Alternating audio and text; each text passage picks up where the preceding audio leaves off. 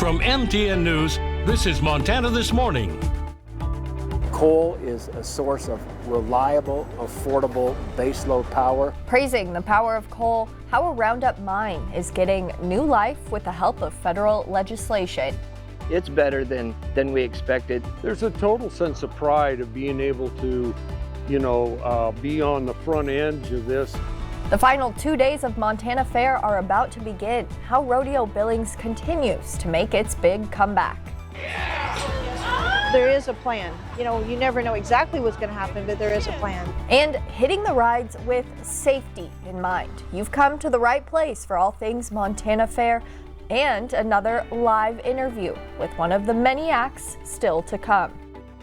Those stories and much more coming up in the next hour. Good morning and welcome back to Montana This Morning on this Friday, August 15th. Friday. I'm Hailey Monaco here with Miller Robson. You ever done that slingshot? No. Yeah. Have you? You lose your stomach. And just about everything else on you, I'll tell you right now. So anyway, happy Friday. We had a grill out. Yeah. This is what We're seeing a lot of this morning. Yep.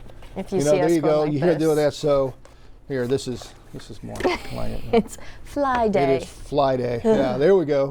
They're all over here. Everywhere. We had a grill out yesterday, so had a little party, and now we're paying for it. Yes. It was beautiful weather yesterday. A little cooler than what we thought. Well, I thought we may hit about 90. Didn't quite get there. We were up to 85. So instead of being above average for a few degrees, we were below average a few degrees. High only 85. Going to try to hit 90 today.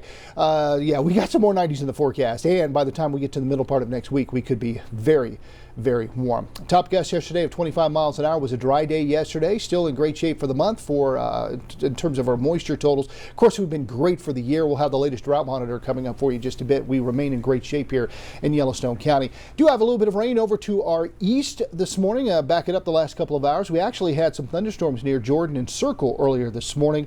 And as we get into the afternoon, as it's been the last several days, we could see some showers and thunderstorms fire up. Most of us not going to see anything, but in the southeast corner of the state, portions of eastern Montana could, in the afternoon and evening hours, have a marginal risk of severe storms, gusty winds. The main concern, 60 miles an hour, could see quarter-size hail. Across the area this morning from west to east, we've got temperatures in the 50s and 60s, feeling pretty good right now here in Billings at 61. Winds out of the north at about 6 miles an hour. A lot of sunshine today by lunchtime, into the upper 70s to low 80s by the time we head home, into the 90s. But yeah, a lot more 90s coming into play today. For the weekend, Saturday will be our hottest day. We do have a cold front coming through to knock those temperatures down just a bit on Sunday, and then it's going to get hot again. Midweek, we'll keep an eye on that. Maybe some triple digits. We'll take a look coming up. Wonderful. Thank you so much, Miller. I know. Okay. And today, President Trump is expected to meet face-to-face with Russian President Vladimir Putin, and it will be the first such meeting between the two leaders in 6 years. Now, this is a live look at Air Force One right now, about to take off to head to Alaska, where President Trump and Putin will meet face-to-face. They are about to take off right now, and Putin says he believes Trump is sincere in his efforts to find a peace deal. But Ukraine's President Volodymyr Zelensky says he is not sold. President Trump says his meeting with Putin will determine if more talks will follow, this time with both of the country's presidents. Despite the hopes of peace, Russia has continued its offensive in recent nights, claiming to capture 2 villages in eastern Ukraine. Both countries did carry out a prisoner of war swap yesterday as a show of good faith ahead of the summit. Well, this morning, the Bull Mountain mine near Roundup has new life. The mine, which was under the threat of closure, will now stay open for at least 9 more years. And that's all thanks to a provision in the Big Beautiful Bill. Our David J. toured that mine, learning just how much the company and the miners mean to the economy and the future of energy security in Montana. As important these jobs are, it's also important we fight for coal. Senator Steve Daines says the Big Beautiful Bill helped keep the Signal Peak mine open. Make sure we can keep moving forward with mining this coal. Coal is a source of reliable, affordable baseload power. He and President Trump have worked together to lower federal royalty rates. This helps keep coal mining competitive with other energy sources, and it also ends federal subsidies that are putting fossil fuels at a significant disadvantage. The senator says the mine in the Bull Mountains also adds to much-needed energy nationwide. One of our big constraints going forward, to think about what's needed for the next generation economy, is more energy. We have an energy resource deficit. We need more energy, and coal here in Montana is one way we can help close that gap. People are losing sleep and they don't know where they're going to go, next. They got good jobs right now, and before that, we didn't know if we'd have a job next year or not, everybody. And so it's huge. This is a big deal for the mine and the miners.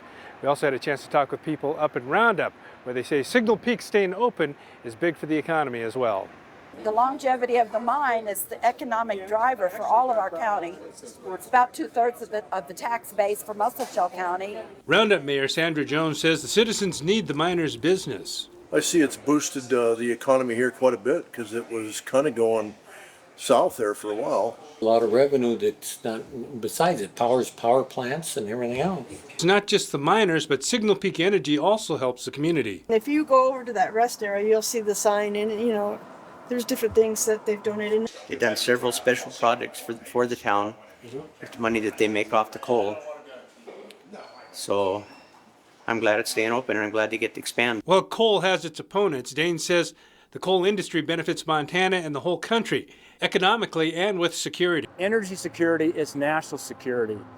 And the Chinese have got that figured out. We've got to make sure that we continue to have more made in America energy and reduce dependencies on foreign sources of energy. In Muscle County, David J., MTN News. David, thank you. Now, keeping an eye on wildfires in our area this morning, the Summer Springs fire burning in Treasure County near the Bighorn County line has now erupted, the second largest in the state. The Montana DNRC says the flames have burned more than 2,500 acres. The DNRC County Assist Team took the lead on the fire last night, fighting the flames from the ground and the air. Dozens of firefighters are battling the blaze, focusing on building fire lines around the fire and protecting homes and rangelands. Officials say the fire, which is burning 20 miles southeast of Custer, was sparked by lightning. As of now, there are no evacuations or closures in place, but the fire is still very active and not at all contained. Meanwhile, a fast-moving wildfire in Rosebud County is keeping crews busy. The Pony Creek fire east of Coal Strip has burned more than 1,000 acres. Changing winds pushed flames into tough terrain, but crews built lines around 95% of the fire. Now that too was sparked by lightning around 11:45 Wednesday night. Both city and county teams responded quickly. Officials say burnout operations will continue for the next 2 days. Statewide, 35 fires are burning right now. In court news, the suspect in a miles-long chase through parts of Billings Tuesday night appeared in court on Thursday. 32-year-old Jalen Miguel Medicine Bowl entered a not guilty plea to 3 felony charges, including assault on a peace officer.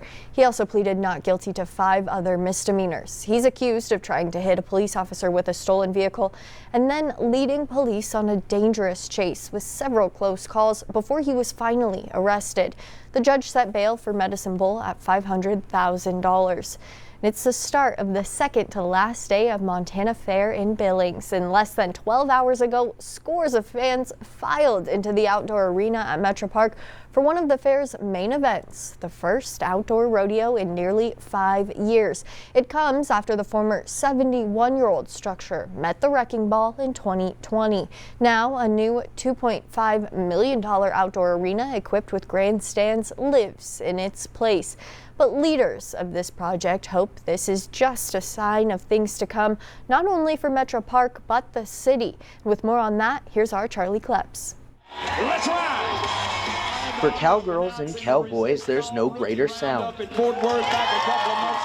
cheers from the crowd. Byron, the Kansas cowboy. As bulls come flying out of the chute. And while those sounds haven't quite hit here yet at Metro Park, the sounds of setting up certainly have. It's here and it's exciting. It's the calm before the long-awaited storm of the outdoor rodeo returning to the grounds here at the arena. There's always the anxiety of the unknown if you're a promoter or, putting on events. While this is an event that perhaps feels new based on the scenery, a lot is still the same. That's because it's being put on by Nile GM David Allen, whose rodeo is typically held indoors at Metro Park in the fall, rather than now with the Montana Fair close by. Because it's new, it's exciting, and I think the community and the county and whoever happens to come out to the rodeo, I think are going to be pleasantly surprised at the venue. And the venue will likely be the talk of the night. Starting back in the spring, lots of work has been done to get here. Chutes and fences are stacked around the dirt with a massive grandstand that will seat thousands set in the Metra shadow. We built it the way that it needs to be to get us off the ground. Metro Park GM Stoney Field says the best part is that this is just the start of the project, with room to grow and expand available. If we need to reconfigure, dependent on the disciplines that are coming, even if it's something outside of the ag and equine industry, we're fully capable of that. For Field, the project is a game changer, saving the expenses and stresses on the arena caused from moving the dirt in and out. It's wear and tear on the building. It's a 50-year-old building. And it also creates opportunity. So far, Field says 26 different outdoor events are already scheduled for next year. We're all trying to help out in the community itself, bring people into our community and spend those dollars that are going to help all the folks here. An exciting moment representing just the first of many investments coming to the Magic City, with the plan being for them to last for years to come. This is going to be here long after I'm not. In Billings, Charlie Kleps, MTN News. And the ribbon was cut on those grandstands Thursday morning as Governor Greg Gianforte helped to celebrate the opening of the state-of-the-art project. Now, during the event, the governor paid tribute to Yellowstone County Commissioner John Osland. Osland died in June of this year after his small plane crashed shortly after taking off. The inaugural year of Rodeo Billings has been dedicated to the late commissioner. Again, last night, for the first time in more than 5 years, the world's best cowboys and cowgirls hit the dirt outside in Billings. And it was opening night for the state-of-the-art arena, and our Scott Breen was on hand for it all. He was there and has our highlights. Welcome everybody to the first outdoor rodeo at Montana Fair since 2019. Opening round of Rodeo Billings here in this brand new arena. First out of the chutes, bareback Trapper McAllister. 85.5 points on Top Notch. That wins the round. How about Trevor McAllister, second to ride and second place tonight with 84.5. In the steer wrestling, Trevor Johnson of Washington, 4.1 sets the table and wins the round. Team roping, a few big names tonight, Brady Tryon and Calgary Smith. No time on a Thursday. Montana's Dakota Lewis, he's a bull rider, heeling for Clay Robertson. Robertson misses the head. Turns out a pair of high school kids have the lead. Curtis Pretty on top and Cooper Fisher, 6 and 7 seconds. To the saddle bronc and Sturgis cowboy Jackson Ford rocks Dirty Lizard for 85.5. That's your new score to beat. Jake Watson out of Alberta works with Sweet Lou to deliver 80 even. He sits second. In the tie-down roping, a legacy from Nebraska. Riley Pruitt, whose dad's won over $1 million. Riley leads Rodeo Billings after one round with a 9.2 run. And we'll wind it down with the ladies in order for us to beat deadline. Breakaway roping's a fast event. That's Peyton Scalzo all the way up from Texas in 3.3 seconds. One round down, 2 to go here at Rodeo Billings. Performances tomorrow and Saturday, 7 o'clock.